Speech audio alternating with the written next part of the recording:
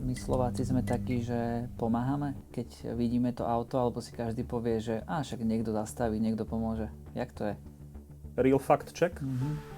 Nie. Koľko aut? Z 10 9 prefrčí a ten jeden sa tak ako možno zamyslí, že či náhodou. Taký reality check, keď to chceš ako reálne.